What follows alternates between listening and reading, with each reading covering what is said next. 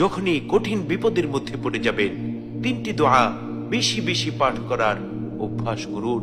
যে তিনটি দোয়া স্বয়ং আল্লাহ সুবহানাহু ওয়া তাআলা বান্দাদেরকে শিখিয়ে দিয়েছেন। সুতরাং বান্দা যদি কঠিন বিপদে এই দোয়াগুলো ঈমান ও ইখলাসের সাথে পাঠ করে, তাহলে ইনশাআল্লাহ আল্লাহ রাব্বুল আলামিন ওই ব্যক্তিকে কঠিন বিপদ থেকে হেফাজত করবেন। প্রথম দোয়াটি হচ্ছে, যখনই আপনার মনে হবে বিপদ আপনার চারিদিকে ঘিরে ফেলেছে, তখনই পবিত্র কোরআনের সূরা আম্বিয়ার ৮৭ নম্বর আয়াতটি বেশি বেশি পাঠ করুন। লা ইলাহা ইল্লা আনতা সুবহানাকা ইন্নী কুনতু মিনাজ জালিমিন।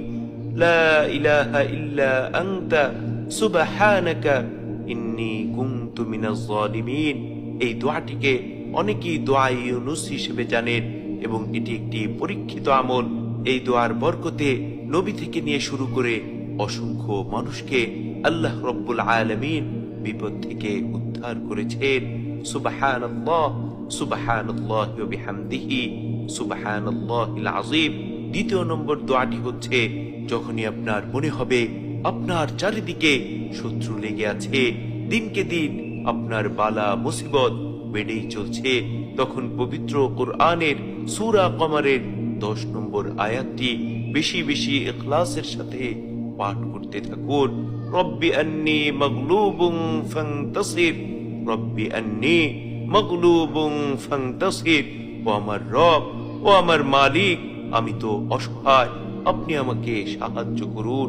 যখন এই দোয়া ইখলাসের সাথে বেশি বেশি পাঠ করবেন, তখন দেখবেন অবশ্যই আল্লাহ রাব্বুল আলামিন শত্রুর শত্রুতা থেকে, কঠিন বালা মুসিবত থেকে হেফাজত করবেন। সুবহানাল্লাহ সুবহানাল্লাহি ওয়া বিহামদিহি সুবহানাল্লাহিল আযীম। 3 নম্বর দোয়াটি হচ্ছে, বিপদ যত ভয়ঙ্কর হোক, মুসিবত যত কঠিন হোক, অন্তরে যত দুঃখ থাকুক না কেন, পবিত্র কোরআনের সূরা আম্বিয়ার ৮৩ নম্বর আয়াতটি ইখলাসের সাথে পাঠ করুন। রব্বি আন্নী মাসসানিয়াদ দুররু ওয়া আনতা আরহামুর রাহিমিন। রব্বি আন্নী মাসসানিয়াদ দুররু ওয়া আনতা আরহামুর রাহিমিন। হে আমার মালিক, হে আমার রব, আমি দুঃখে কষ্টে আছি, আপনি তো সর্বশ্রেষ্ঠ দয়ালু, আমাকে দয়া করুন। যখন এই দোয়া ইখলাসের সাথে বেশি বেশি পাঠ করবেন, তখন আল্লাহ রাব্বুল আলামিন আপনাকে কঠিন দুঃখ কষ্ট থেকে উদ্ধার করবেন, আপনার জীবনকে তার রহমত বরকত